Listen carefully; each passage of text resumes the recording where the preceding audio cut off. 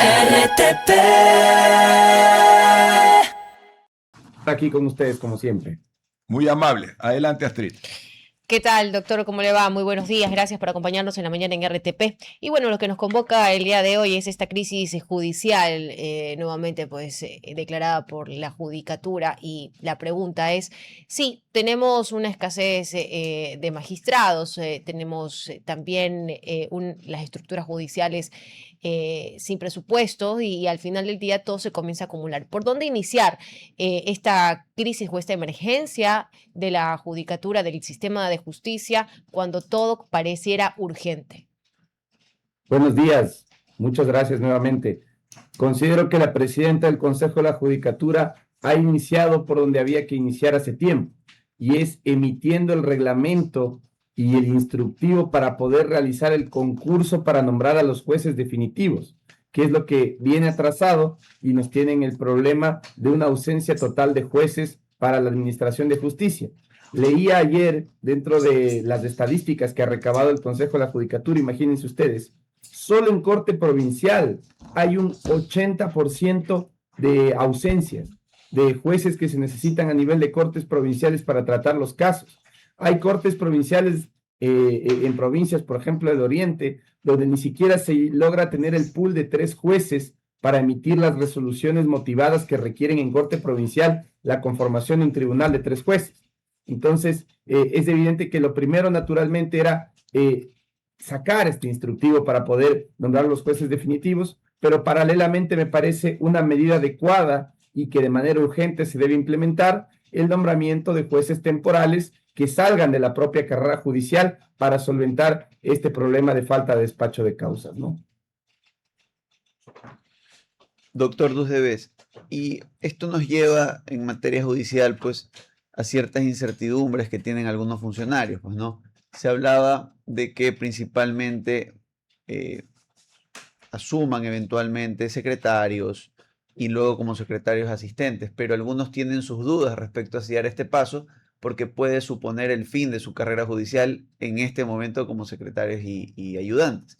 Entonces la pregunta es, ¿qué garantías tiene ese funcionario que da el paso hacia la temporalidad como juez luego de concursar en igualdad de condiciones para mantener, digamos, la titularidad en este cargo?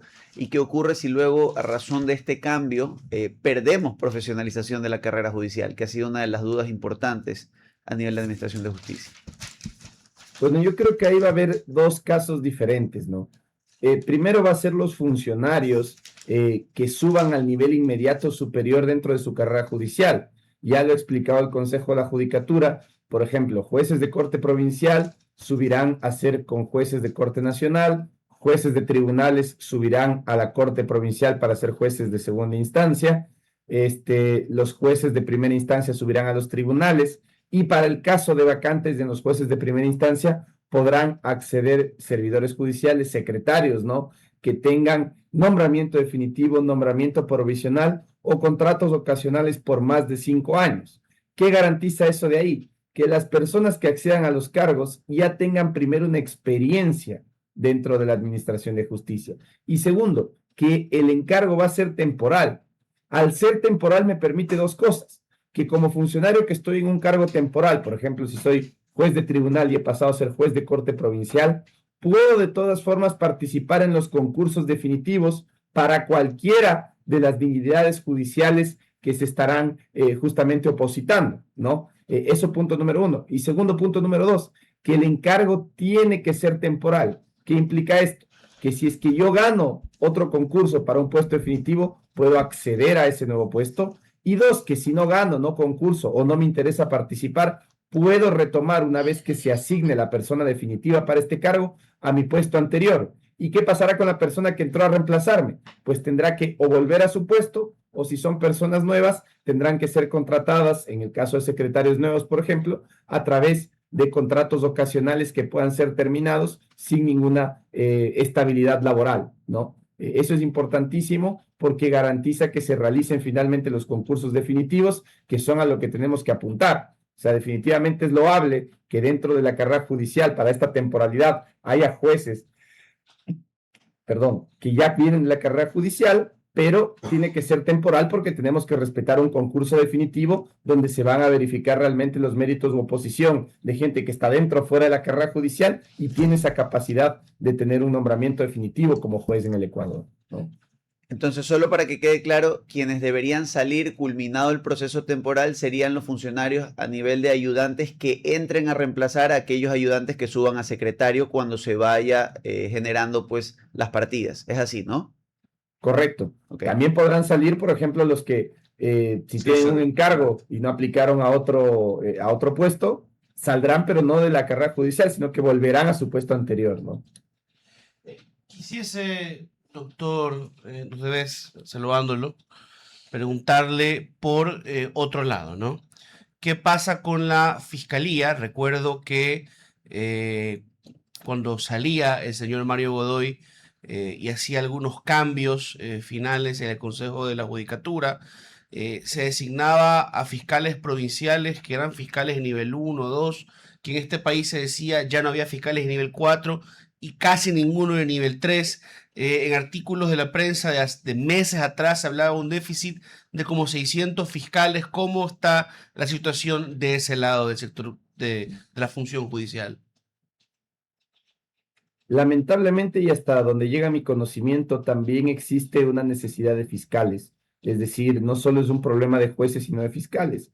Pero mire usted, lamentablemente, el problema de fondo que tenemos. O sea, existen problemas incluso para cumplir un mandato constitucional como el nombramiento de jueces constitucionales. Acuérdense ustedes cuando votamos, fue por lo menos hace 2 referéndums, que se aplique las judicaturas especializadas en derecho constitucional y hasta ahora no se logra hacer.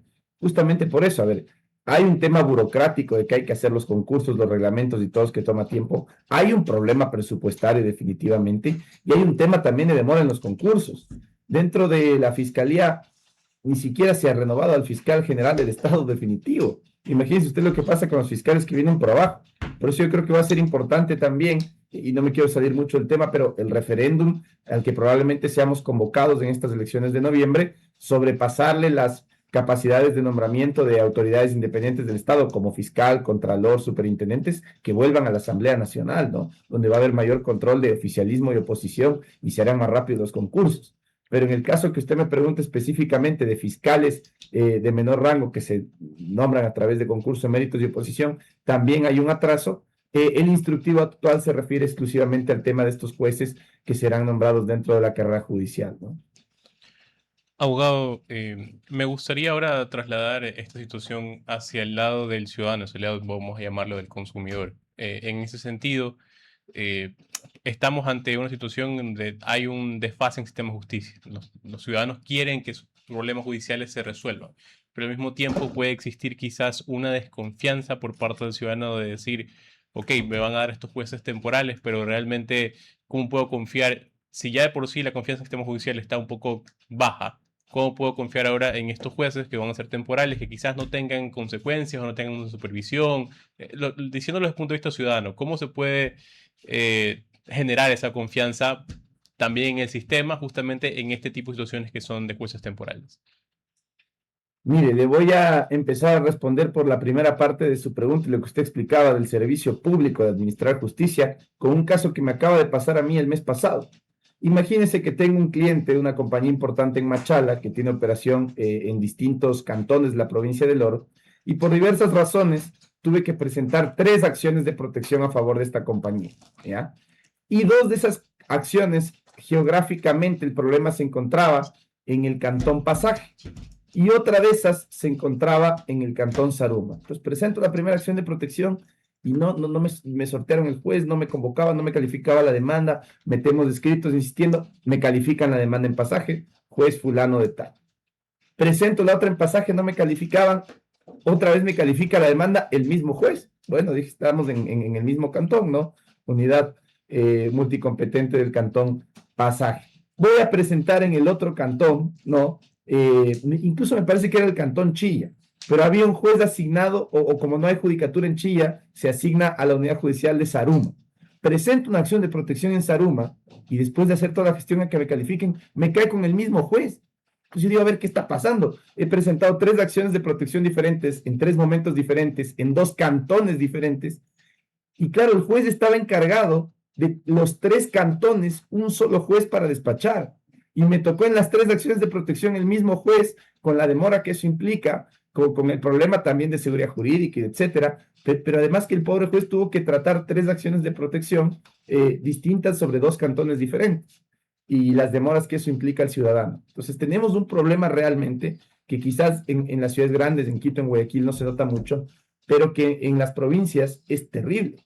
Entonces, eso para la administración de justicia, para el ciudadano, puede significar literalmente, en casos penales, la vida o la muerte, en casos constitucionales, la violación de derechos constitucionales o no, y en casos laborales o civiles o de otra índole, que se apliquen o no sus derechos patrimoniales, derechos legales y constitucionales. Doctor, Entonces, definitivamente me parece importantísimo, y perdón, con eso termino, que se haya hecho este paso para garantizar que jueces que por lo menos ya están en la carrera judicial, no son personas designadas a dedo, son personas que ya han ganado concursos de méritos y oposición, avancen, suban dentro de su carrera judicial. Doctor, y con esta pregunta también voy a seguir retrocediendo un poco más para atrás en la historia de cómo llegamos a este desborde judicial y a esta emergencia también declarada.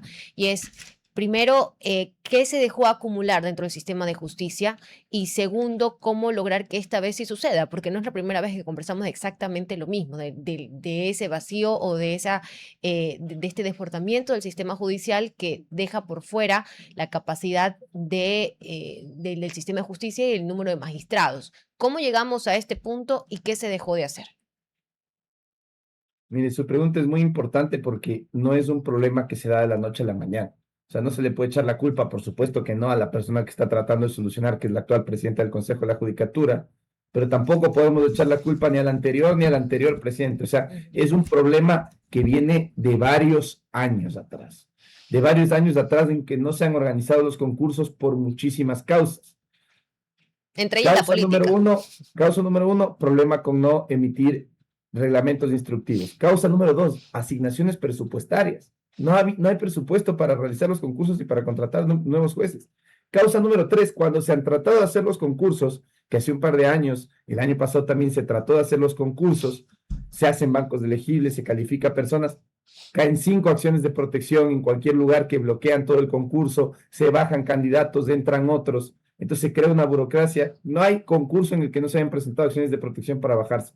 Entonces, definitivamente hay causas internas que el Consejo de la Judicatura tiene que mejorar y ha sido culpa del Consejo de la Judicatura, pero no sería cierto decir que no ha habido causas externas como falta de presupuesto o procesos iniciados en contra de los concursos que también los han detenido.